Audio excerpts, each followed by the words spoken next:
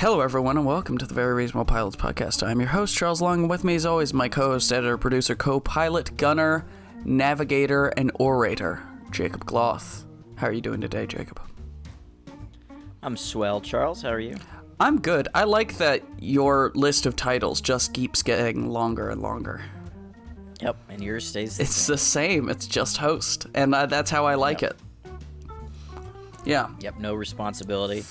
Nope. Oh, I have all the responsibility. I have the responsibility to have to come up with a TV show. Yep, well, so do I. Once every 2 weeks. Yeah, it's not that hard. This week I was actually kind of struggling to figure something out because I really wanted to go. There were 3 separate genres that I wanted to tackle, and Yeah. I wanted to do a Western, I wanted to do a post-apocalyptic show, and I wanted to do like a pirate, like on the high seas sort of show, right? Yeah. So I couldn't pick which of the 3 I wanted to do, so it was like, I'll just do all 3. So this is a post-apocalyptic high seas Western show. Okay. Is that the title? It is not the title. Western. We have to come up with a title Oh, okay. because obviously it's me we're talking about here. Come on. So I'm just gonna give you the setting right now. So this is the Americas, basically, right? Maybe 5-10 years after the Civil War, right? Okay. And everything's going okay. Normal history is happening. Reconstruction's going down.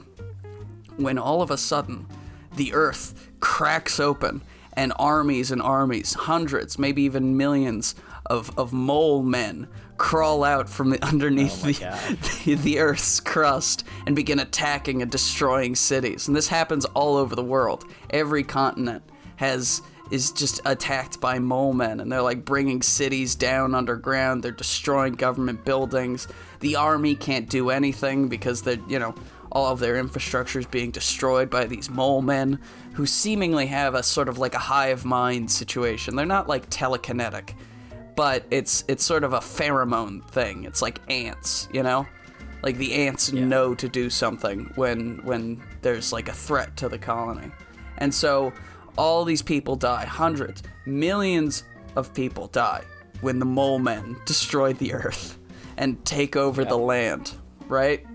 And so the remaining people decide, we're going to get on ships and we're just going to live in the ocean.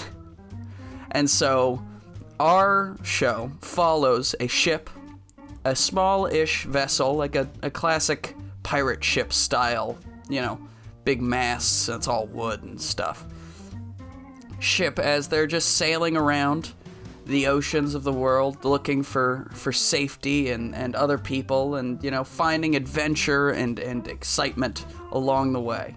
I'm going to give you the breakdown of the 4 main characters on this ship. We have Curtis. Yes, Johnny Texas. Curtis Stryker, a former cavalryman for the Union who's become a new life at sea. A hard man, loyal to his crew and haunted by those he couldn't save. He is on an unending quest to discover the reason behind the end of the world. Right? So he's kind of the classical protagonist situation. He's the fighter of the group, cavalryman, like I said. He's got 2 6-shooters, Civil War style 6-shooters. He's that sort of guy. He's got a cowboy hat. So he's the classic Western archetype. Then we have Dr. Emil Harding, an anthropologist who has studied the mole men extensively. A Victor Frankenstein-style scientist who has engineered 3 mole men into obedient slaves and uses them as lab partners. So he's like the wild, crazy, mad scientist dude. What was his name again? Dr. Emil Harding. Harding. And then Professor Emily Harding, Emil's twin sister, an expert in Sumerian history and a brilliant teacher.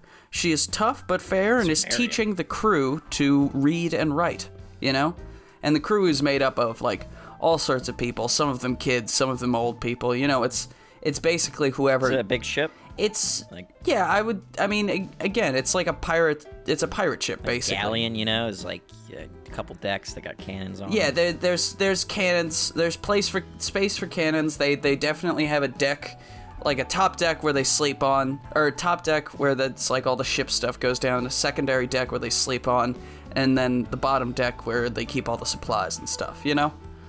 Is the captain's quarters. I want, this ship is kind of like it's a relic, you know? This is an old ship that they are using because they don't have access to quote-unquote modern technology. Because this is kind of going to be a steampunky style of history in which there's a bit... So they get sails, you know. You said during the Civil War, that's when everything happened, so it's probably like a ship from that era. Yeah. And Dr. So it's not a steamship, it's a sail. It's a sail ship, yes. It's a sailboat. Sail ship, as they call it. As they say in the ocean people say, it's a sail ship. Yep. Official terminology. Yeah. Sorry, I was Pilots podcast. I was taking a sip of my immune system tea.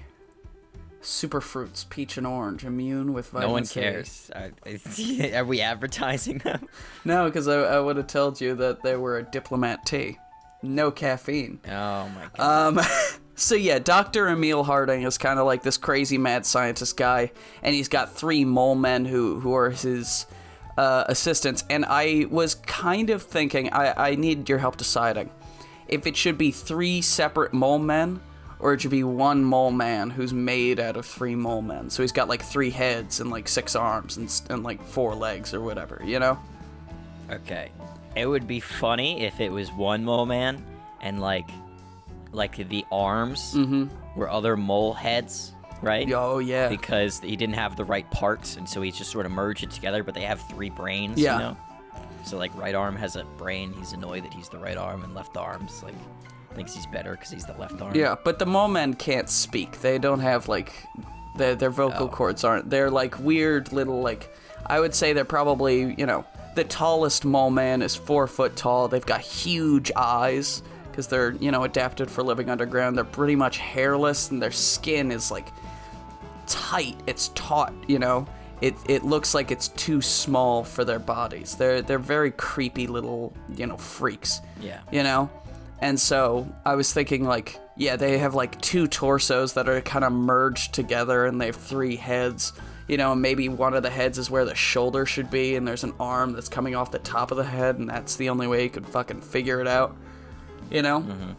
And this thing is kind of like... I'm telling you though, hand heads, it could like bite to hold stuff. Yes, maybe one of its hands should be, one of its hands a head that, you know, they use to grab stuff and things, and it still blinks even though it can't see, and it's like freaks everybody out. Yeah. But this thing's kind of like it's like a halfway between a parrot and a monkey sort of situation, in which it's always like around Dr. Harding at different points, you know. It's like swings from the ropes on the ship, and it freaks everybody the fuck out. How big is it? I would probably say monkey size? Probably like 2.5 to 3 feet tall. So yeah, like a tall monkey. Okay. You know? So like your height? Yeah, like my height. 2.5 feet tall. I'm just standing on the ground, and I've got the microphone. I'm holding it down, you know? Yep. And it freaks everybody out. Nobody likes Dr. Emil Harding, but he's also the only doctor that they have. And so he's, you know, he's constantly like sewing people up after fights and stuff, that sort of a thing. So they need him, even though he's creepy. And Professor Emily Harding is the exact opposite. She's, you know, a lovely person with a beautiful soul who is, like I said, she's tough but fair. And she's, you know, in the old world, she wasn't really given the respect that she deserves because she's a woman, and history's pretty sexist. But now in the new world, she's kind of, you know, one of the few intellectuals who's alive and willing to share their knowledge with the rest of the world, you know? So wait, are these people... Is this happening like just like, do they remember when the world broke? Yeah, or yeah. Is this, like well after the world broke? This is, I would say that the world ended like 5 years after the Civil War. This is 5 years after that. Okay. So the world's been destroyed for 5 years. The mole men have taken over the land for 5 years, and people have just gotten used to living on the ocean. So it's like 1875. Yeah. Yeah, it is. It's 1875. And then our final character, the captain of the ship, Lawrence Whitaker, a former slave turned Union shipmaster. He is a captain and navigator of the ship, a handsome, charming man with a dark past that he doesn't like to dwell on very much. And he's kind of like the charming dude, you know. He's the glue that holds the ship together because he's a very good leader. Whereas Curtis is just kind of like, he's just a killer, you know. He's a killer trying to become more than a killer. Whereas Lawrence is a man who's just trying to keep his crew and his ship together, you know? But he's always quick with a joke, and he's jovial, and he's happy, but there's a darkness behind his eyes that you only really see when there's combat, but he is a dark soul, and he's done some things that he's not proud of in his life. Yeah, so that's basically the setup we're going for. There's a ship, there's all these kooky characters on the ship, they've got all sorts of, you know, adventures to go on, and there's not really a purpose to the show. Like, there's no overarching plot that they're trying to get towards. You know, Curtis is really interested, he wants to know why the world ended, but everyone else on the ship is kind of uninterested. Like, they're not like, who cares? But they're just like, we're trying to survive. You know, we're trying to deal with all the horrors of the new world. You know, all the freaky monsters that happened and all the crazy, you know, people who live on boats and stuff and pirates and that sort of thing. Because what happened when the mole men, like, cracked open the earth and attacked the overworld was that it sort of... It opened up these pockets of like seawater that were sectioned off by the Earth's crust, and inside of these pockets were all these like ancient, you know, prehistoric creatures that had survived the extinction events that had claimed their ancestors, and they'd basically just been evolving and like breeding and growing underwater in underground like seas, you know, and so they are able to come out now. There's all these fucking crazy monsters that are going around fucking people up, and they're trying to deal with this. And Curtis is just like, why did it happen, man? What caused the mole men to attack? And everyone else is like, we don't care. Like, you could have, I don't know if you already have something planned for this, but because the monsters were trapped underground and there was no light, right? Mm-hmm. You could make it like the waters are much more dangerous at night. You have to be careful. Oh yeah, I hadn't even thought about that. That's when all the monsters come out because they like sleep through the day or something. That's good. That's good stuff. They're used to hunting in the dark. That's good stuff right there. See, and that could be a way to defeat some of the monsters in an episode. Like they flash a big light, you know. And that's how they like it blinds the monster because it's not used to seeing so much light. Yeah, it makes like a UV grenade basically, and you drop it in the water. Yeah. Yeah, that could be good. Maybe that's like, because there are settlements, there are human settlements that are dotted around the ocean that are basically just ships that have come together to form these, like, I don't know, like floating cities, basically. And maybe that's how they are able to keep the cities safe, is that they have these, like, maybe it's like a bioluminescent algae that they're able to, like... Yeah, it's like hanging on the bottom. Yeah, and that keeps the monsters away. They have like I think it'd be cool, they have like a symbiotic relationship with it, so it's like the people that live there help feed the algae with whatever. Yeah, and the algae defends the bottom. They feed, like, the corpses of people who pass away to the algae, and that's what keeps the algae alive. Hey man, it's the end of the world. Things are fucking hard, bro. Things are difficult, dog. But yeah, it could be like a circle of life sort of thing. Like they bury the people on the, you know, island or makeshift island or whatever it is, right? Yeah. So it just sort of absorbs them. Mm-hmm. You could have some sort of religious thing behind it too, where it's like, you know, part of the, like, you know, you were born from the soil, you go back to the soil, and the soil's being the and the soil's alive, you know. Defenses. And then we could have like a scene where, you know, maybe Curtis has to go like diving, you know, underneath the algae to get something. He goes down there and he looks up, and it's like all the skulls of all the people that have, you know, been fed to the algae have like kind of been stuck in this one place, and it's just like hundreds of people's like dead bodies all over, you know, the bottom of the thing, and it's like, holy shit, this is fucking weird, you know. and he's But it probably looks beautiful in a way too, because all the algae's glowing. yeah. It looks like the stars almost. Like you look up in the water and you see the stars. You see the stars, but it's like growing out of a guy's like eye sockets, you know? Yeah. Super fucking weird and crazy. So this is the first episode I've got is a, you know, a little bit of a softball. So our crew, Okay. they're sailing about. We should give the ship a cool name. The Uncharted. 1, Drake's Fortune. Oh, I wasn't thinking of that. Whose ship is it? It's Lawrence Whitaker's ship. Okay, so it's his ship. And he's got a dark past. He's got a The ship's dark called past. Dark past. Let's call. Yeah, that's good. No, it should be. No. called that. I will come up with a name later. Do you want to I'll know? blurt it out. Maybe it should be named after, because he was a slave in America. Maybe it should be named after like something to do with Someone he was in love with, or like. yeah, or like the family that took that enslaved him, and he got revenge on them, but it fucked him up, you know. Shouldn't be named after them. But that's his dark past. Do you want to know his dark past? Maybe if he got revenge on them and he like, killed their 4-year-old daughter, and is that his dark past? well, He killed someone too young. He was and he named the ship after her. his dark past was like that he escaped slavery, and he went back and he burned down the plantation house. But he didn't think anyone was in there because they were supposed to be gone for whatever reason, but the whole family was in there, including like kids and like a baby and all this stuff. And so he's like, I shouldn't, revenge is not good, even if you think it's a good idea. Yeah. There's unintended consequences. The consequence. Okay, so I got it. What if we call the ship the like the girl's name, like the Maria or something, right? Yeah. And you make it, he went to burn down that house. Didn't know they were in there, right? Mm-hmm.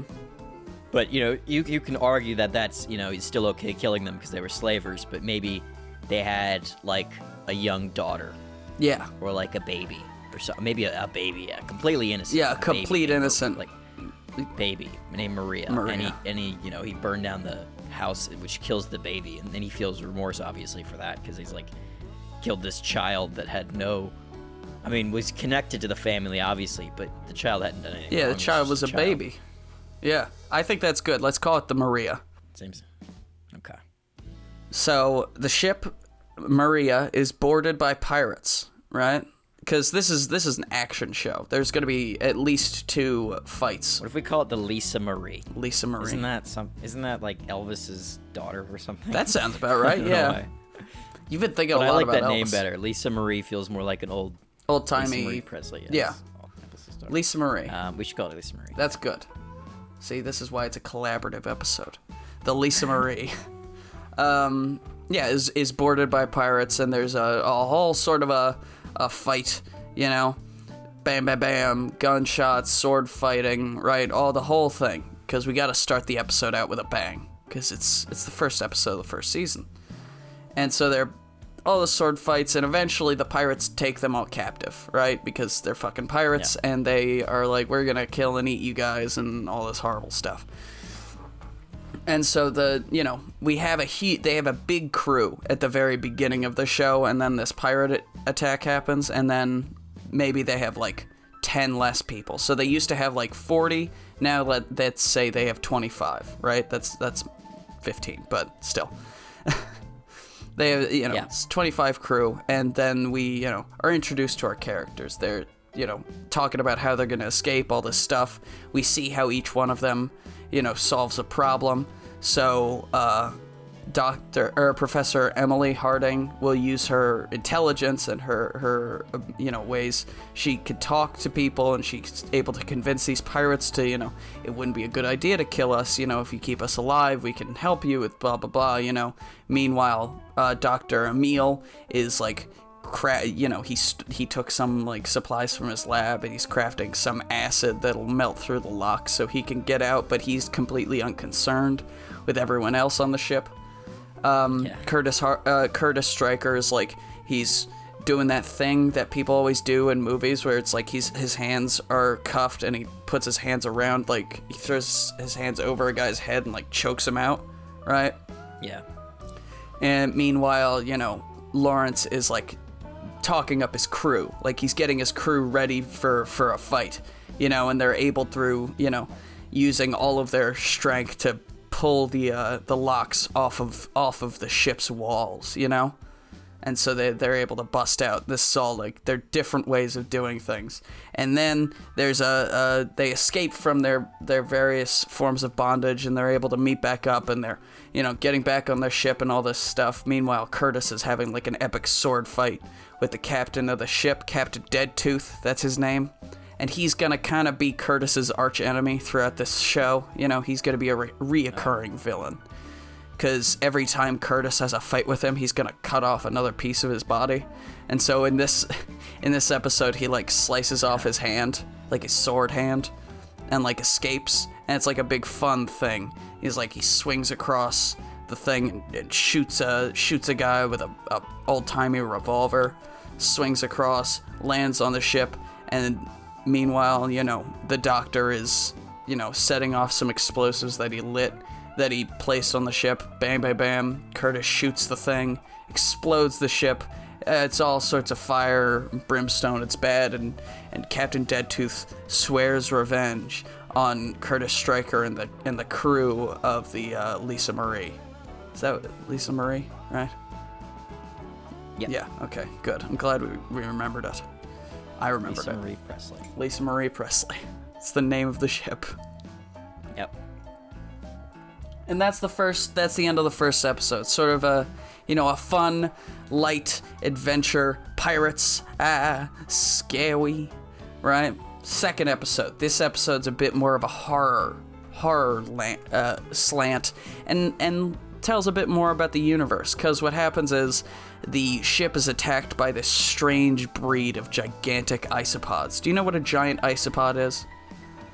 Of course, yeah. Yeah, of course. Well, for those who don't know, a roly-poly is like a really small bug that rolls into a ball, when you pick it up. Now, a giant isopod is like that, except it's a foot or so large. Like, it's this huge, gigantic mite that lives on the bottom of the ocean and just, like, eats, dead fish and flesh and stuff. And they're fucking creepy. They creep me right the fuck out, right? And so, for whatever reason, the ship just attacks, or the giant isopods, this fleet of giant isopods just, like, start crawling up the ship. Maybe it's at night, right? Because they can't... Yeah, they drop anchor and it starts climbing up the anchor. Mm-hmm. There you go. See? Yep. And so they're, just climbing up in the middle of the night and all these... You could have in the beginning of the episode, like, Stryker, Harding, maybe the captain, actually. Yeah. What was his name? Lawrence Whitaker. Lawrence Whitaker, he says, like, all right, Stryker and Harding, you're gonna stay up, take first watch, make sure the boat doesn't move too much. You stay on the oars, and don't drop the anchor though. We can't, because these are dangerous waters. And Stryker, it's like he doesn't know what he's talking about. Let's just drop the anchor and go to bed. Yeah, we don't need to stay on the oars and try to hold the boat in place. Yeah, it's ridiculous. And then, they all go to bed and they wake up and there's just fucking isopods all over the place, and they're like eating a guy's face and they're crawling in his eyes and stuff, and they're creepy as hell. Yeah. I love these things because they're so fucking scary. And they freak me right the fuck out in real life.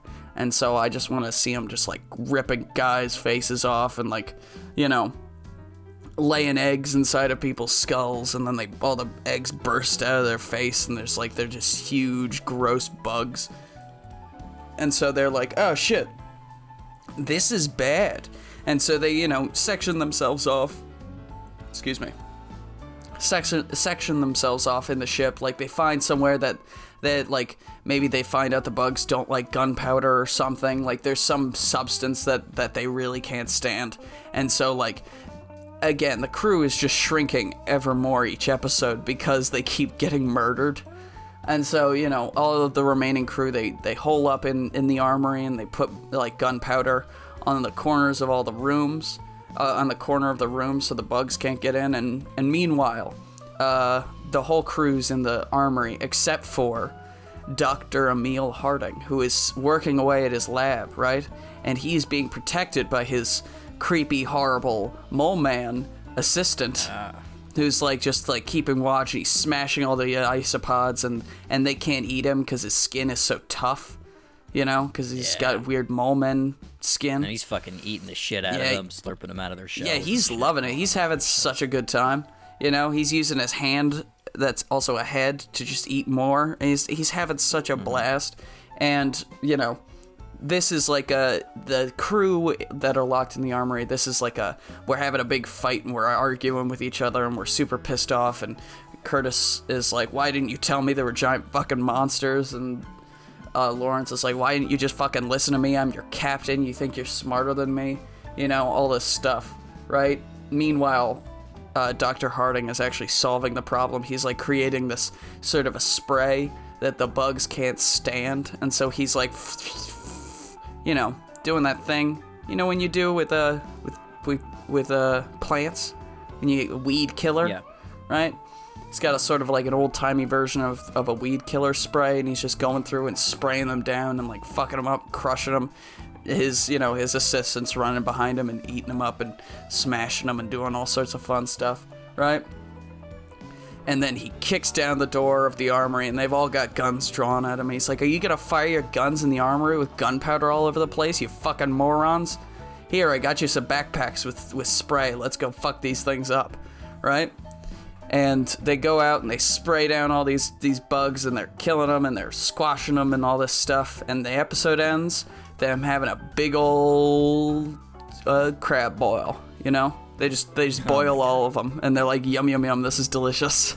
Cause you could have in the beginning of the episode to like set up the need, like they're running low on food. Yeah, that's good. And no, they're like trying to get to some area for like some town or something they can get more food, but they're still so far away and everyone's hungry. Mm-hmm. And then end of the episode, they've got a big old bunch of spices in a bucket full of water, and they're boiling it up, and it's delicious. And they have a big party, you know? And maybe this is when we start hinting at a romance between Professor Emily Harding and Lawrence Whitaker, you know? Because everyone would assume, oh, Curtis Stryker is the handsome, damaged, Union soldier. He's gonna have the romance. But I'm like, nah, Lawrence has the romance, because he's the handsome, charming dude with the dark past, you know? And he's running the ship. Mm-hmm. And he's really appreciative of Emily and her willingness to teach his crew how to read and write. Because, you know, he, obviously being a former slave who taught himself how to read and write, holds those skills in very high regard, right? And so this is when we start, you know, hinting at a romance between the two of them. And they're, you know, maybe they dance together while they're sucking down crab meat out of the isopods, and they're just loving every second of it, you know? Yep. It's a weird, gross universe, and that's kind of what I love about it. And so, third episode. A crazed Confederate general in a submarine leads an attack on the ship. The crew is captured. So this guy, right, he's this lunatic Confederate general who still thinks the war is going on, right? It's like the world ended. That doesn't mean he's a conspiracy theorist. Maybe he thinks the mole men are Union. Yeah, exactly. That could be funny. It's like the Union mole man coming down here trying to take. It was about states' rights. We were fighting over states' rights. You know. I think because they just had the war, he knows what the war was about. Like, no, we were fighting. No, but the war was over slavery, and he's one of those guys who's like, no, it was over states' rights. You know, those people who exist in the modern day. And so, you know, I think he's not delusional, though. Like, he knows it was about slavery. He knows it was about slavery. He just fought it, though. Yeah. And there's, you know, he sees a black man running a ship and telling white people what to do, and he, like, flips his wig. He's not having a good time with it. So he attacks the ship just out of principle.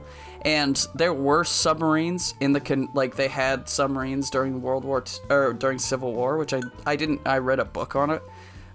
In high school, I think. I was like, really cool. I didn't know they were like weird and mostly made out of wood and metal. It was fucking weird, but I love it. So I think he's got one of those old-timey submarines that barely works, you know? Yeah.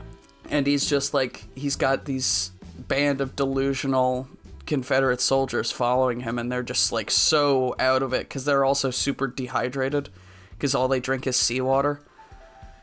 Because again, they're not the brightest bulbs in the basket, and so there's just this crew of deranged Confederate soldiers, and they take the whole crew captured.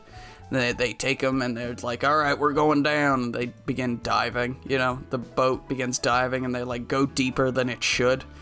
And then it's like, nah, we just hang out down here. Maybe we can get a nice shot of like looking out the window of the submarine, and you can see a whole bunch of fucking monsters. Huge underwater creatures that we haven't seen before, because all we've seen is the giant isopods and some other like freaky fish, right? Whereas this one you get like underwater fucking dragons and stuff, like real Subnautica style things, almost like an alien situation.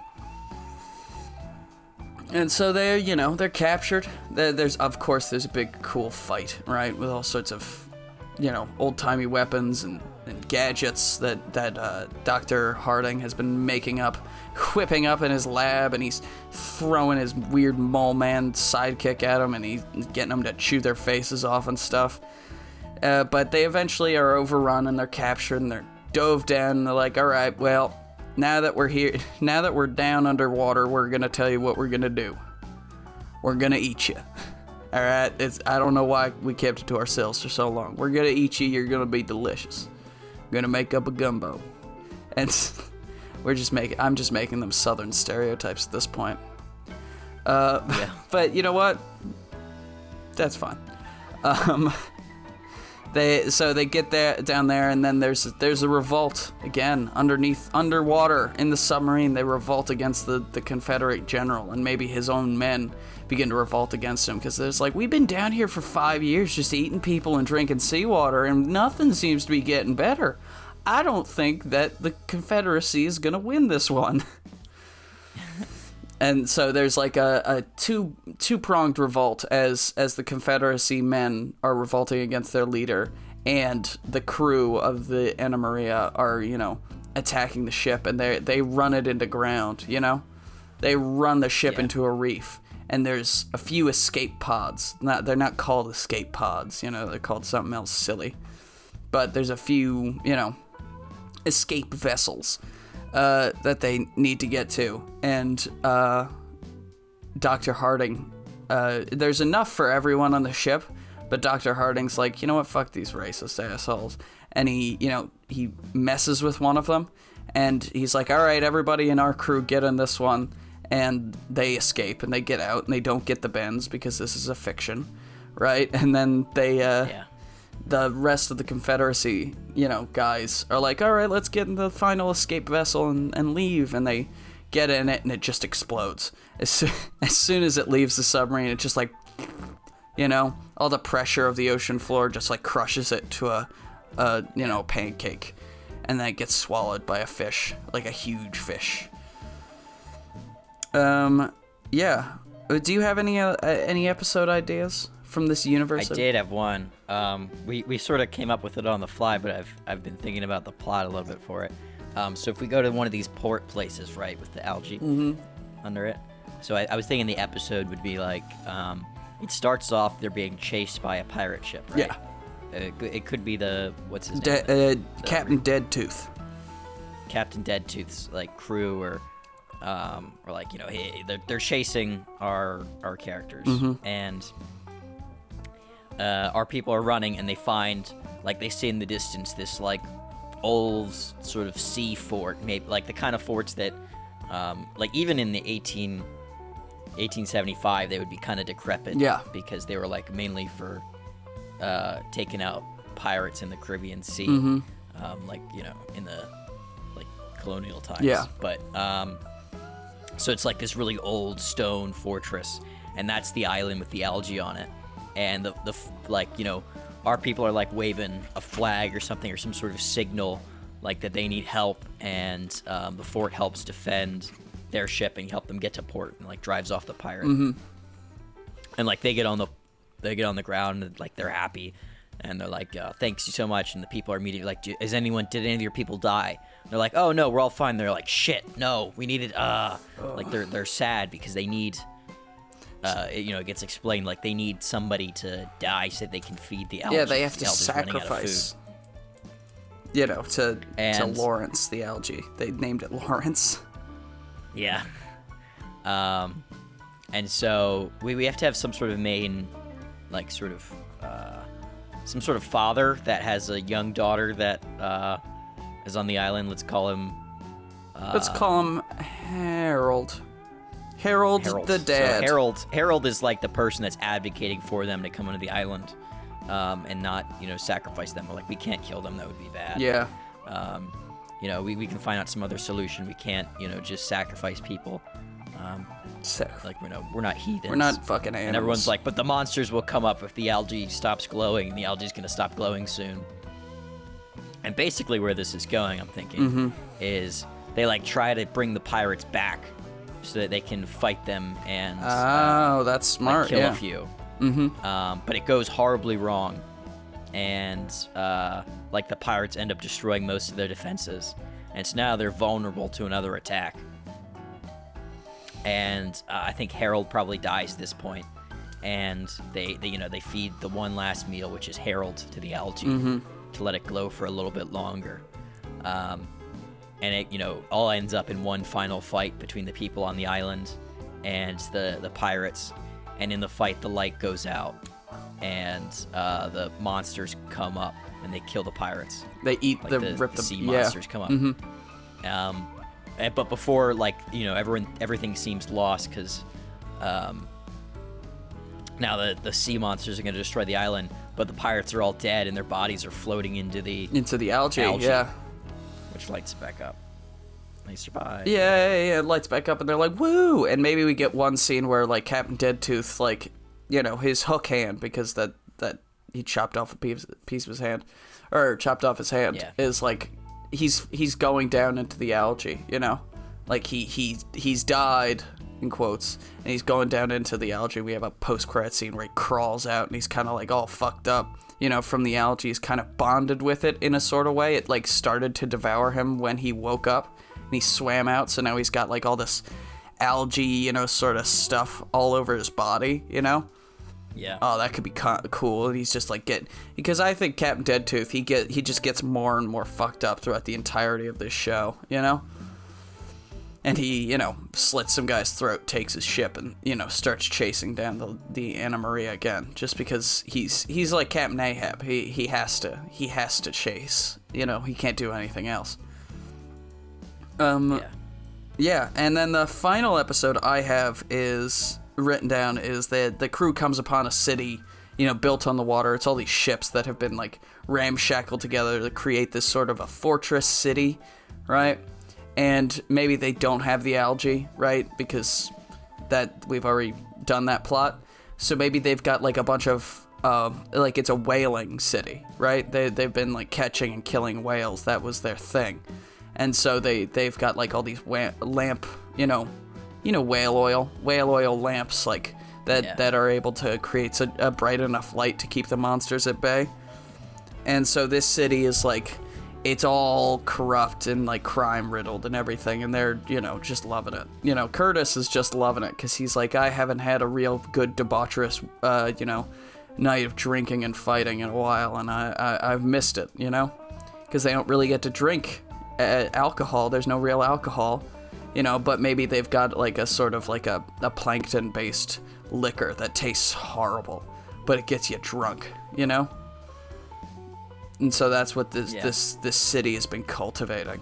And so they just get involved in all sorts of like gambling and crime and all this stuff throughout the city. And it could be like a two-parter episode, because I think they would be hired to smuggle some old world artifacts, right? Because one aspect of this universe that we haven't really gotten into is what is on land, And so I think that there are like gangs of people whose whole lives are like venturing onto the coasts and like searching and finding like old world artifacts that they're able to like sell for a profit, on, on the open oceans, right? So usually it's just like tack and biscuits and food and, ingredients and stuff. But sometimes it's something really valuable like cannons, So maybe they've been hired to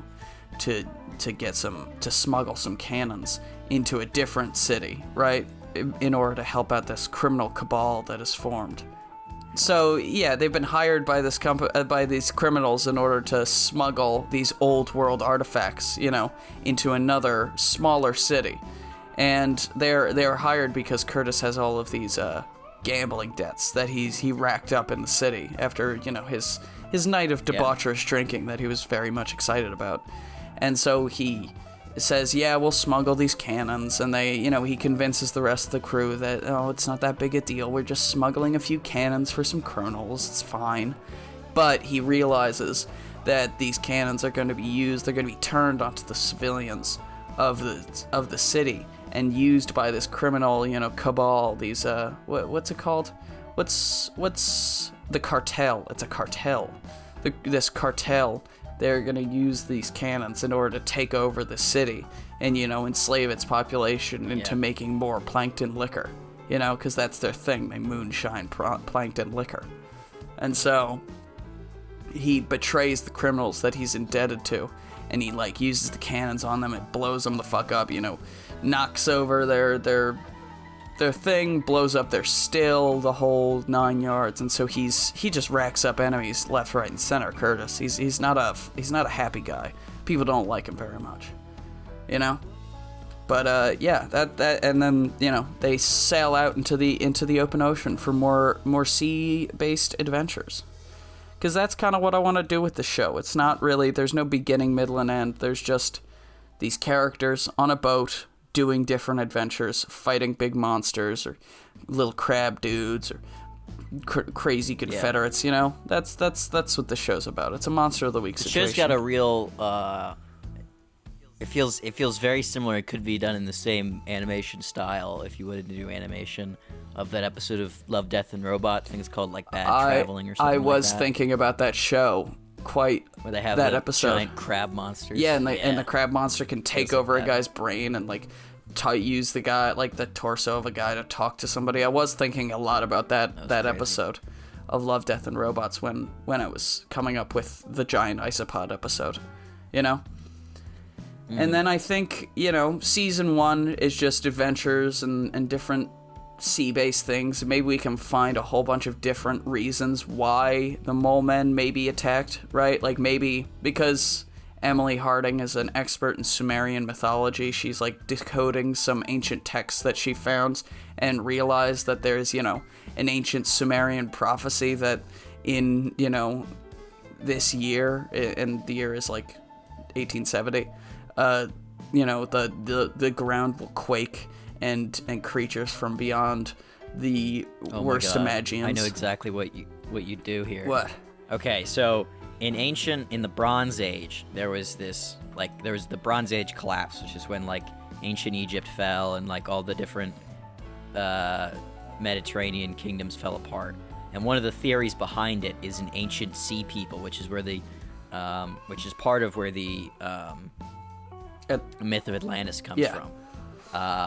Because there's all these texts from ancient Egypt of them mentioning the people of the sea. Mm-hmm. It's assumed they're actually talking about Greeks or people in Italy that are just coming from the sea. They don't literally mean sea people, as in fucking mermaids or something. Yeah. But you could have some crazy monster men, or the mole people are the sea people from. And they moved into the sea became too populated.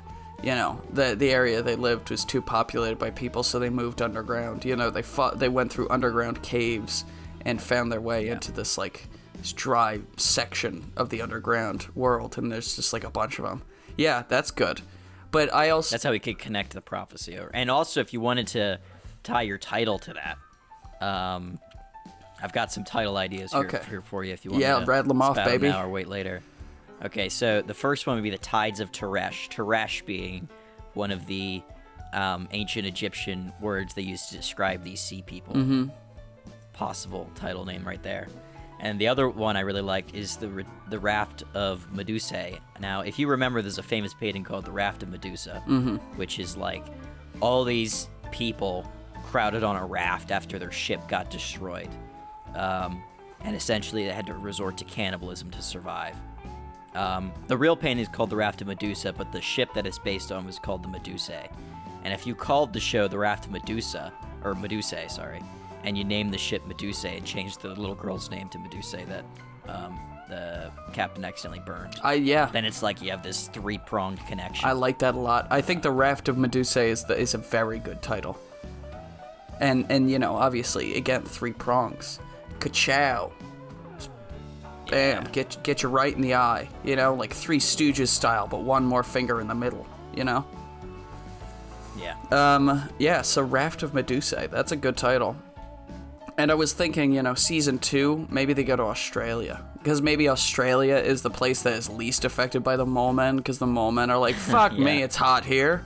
Like, oh my god, there's so many different things that could kill me. We're not gonna be here. So they, like, go to Australia, and there's, like, thriving human communities there. But it's also, like, there's tons of warring factions, because it's like every country, every nation has staked a claim on some part of Australia, you know, so that is the new world and also the only world, right?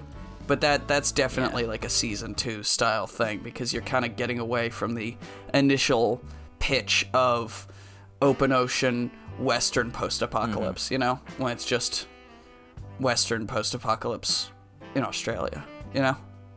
It'd be cool if you had like a, because Australia's got the really big sort of deserty center, right? It's not a desert, I know that, but if you had like sort of a Mongol-like people, like they're, you know, the Mongols, like they're always riding horses. Now they're riding kangaroos, archers, all cavalry, but they're riding, you know, some sort of, or like different monster sort of things. Maybe it's kangaroos, maybe it's tamed mole men. They've like separated from the hive mind, or maybe it's like got them on like some sort of weird like crab thing, or some, I don't know, any sort of monster. And you've got these like, you know, tribes of Mongol like, or like, you know, steppe horde sort of things. Maybe we could do an episode where they go up to Alaska and there's like the dog sled people, but instead of dogs, it's all mole men. They've got all these mole men strapped to the thing, and they're like, blah, blah, blah, I'm a mole man. And they have to like do a big... I'm a mole man. Yeah. Ba-da-ba-da-ba-ba. Mole man. Yeah. That's gotta be a fucking song that you write. Like there's some blues lounge somewhere that they find like on some island somewhere, and there's a person saying, I'm a mole man. Yeah, that'd be great. And it's like, yeah, that's Robert Johnson. He's just some guy, you know?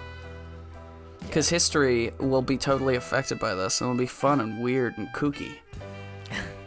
Maybe there's like an episode where a bunch of people, like, the ship gets attacked by a bunch of, it seems like people in the old-timey scuba diver outfits, you know? Like the guy in SpongeBob, the SquarePants movie. In SpongeBob SquarePants, the movie. You know what I'm talking about, right? Yes. Yeah, the old-fashioned diver suits, but they like take the helmet off of one, and it's just like an algae or something that's like sort of grown some sort of a sentience, or maybe it's like all sorts of like a big mass of bugs, like underwater sea bugs that have like filled in these suits and are just attacking people because they fucking can, you know, because it's magic. Yeah. But yeah. That fucking Scooby-Doo style episode, and they're like, who's behind the mask? And they open it, oh, it's the bugs. Oh, it's a bunch of bugs, and they're all crawling over me and get inside my mouth and crawling in my eyes and my ears and stuff. Oh, this isn't fun. I don't like this. Yeah. Yeah. But that's my show. That's the show. The Raft of Meduse.